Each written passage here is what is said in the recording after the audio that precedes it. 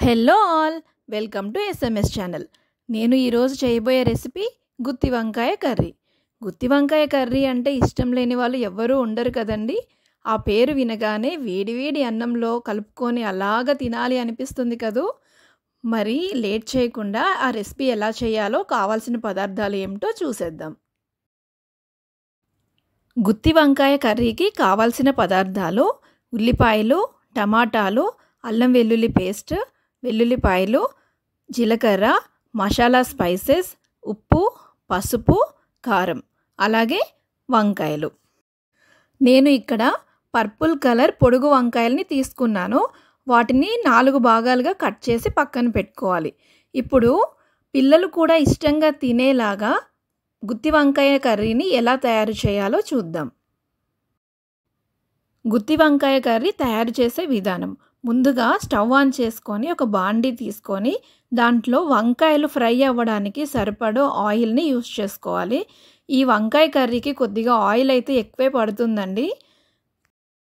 ఇప్పుడు స్టవ్ని సిమ్లోనే ఉంచుకొని బాండీలో ఆయిల్ హీట్ అయిందో లేదో ఒక్కసారి చూసుకొని మనం ముందుగా కట్ చేసి పెట్టుకున్న వంకాయల్ని మొత్తం స్ప్రెడ్ చేసుకొని మూత పెట్టుకొని 10 నిమిషాల పాటు ఉంచుకోవాలి.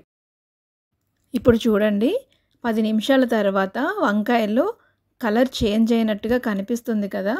ఇప్పుడు ఇంకో సైడ్కి కూడా తిప్పుకొని మొత్తం వంకాయల్ని మగ్గేంత వరకు ఫ్రై చేసుకోవాలి. ఈ వంకాయలు మరిగే వరకు మనం పేస్ట్ని తయారు చేసుకోవాలి.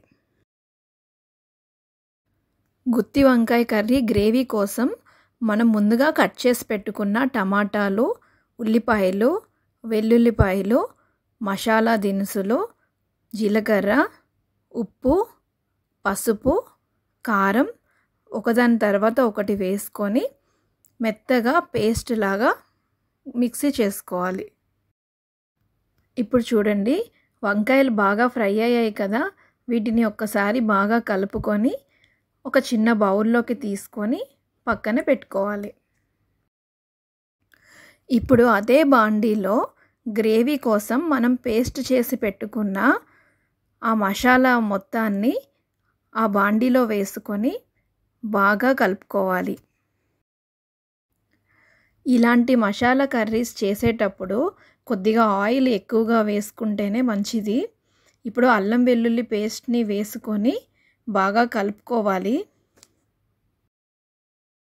మసాలా వేగకుండా పచ్చివాసన వస్తే టేస్ట్ అస్సలు బాగోదండి.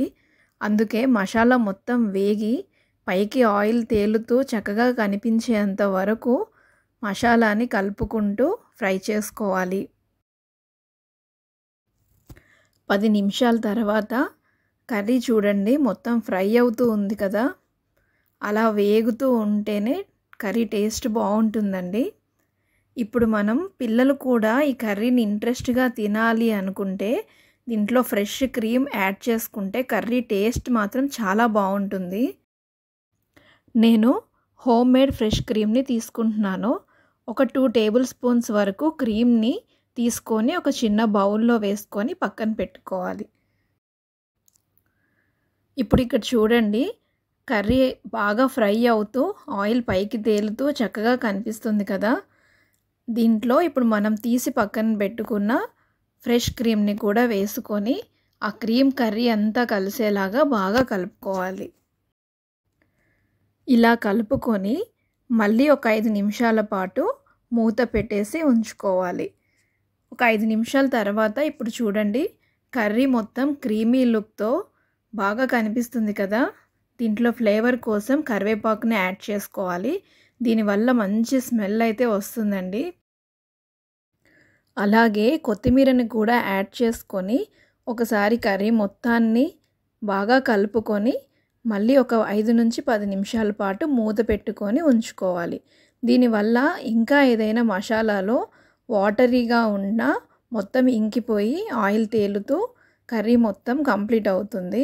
ఇప్పుడు చూడండి, ఆల్మోస్ట్ కుక్ అయిపోయింది కదా. ఇప్పుడు మనం ముందుగా ఫ్రై చేసి పక్కన పెట్టుకున్న ఆ వంకాయల్ని కూడా ఈ గ్రేవీలో యాడ్ చేసుకొని బాగా కలుపుకోవాలి.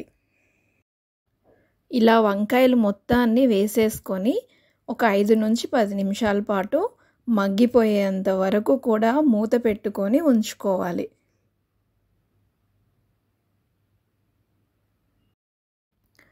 చూడండి, కర్రీ అయితే రెడీ అయిపోయింది కదా.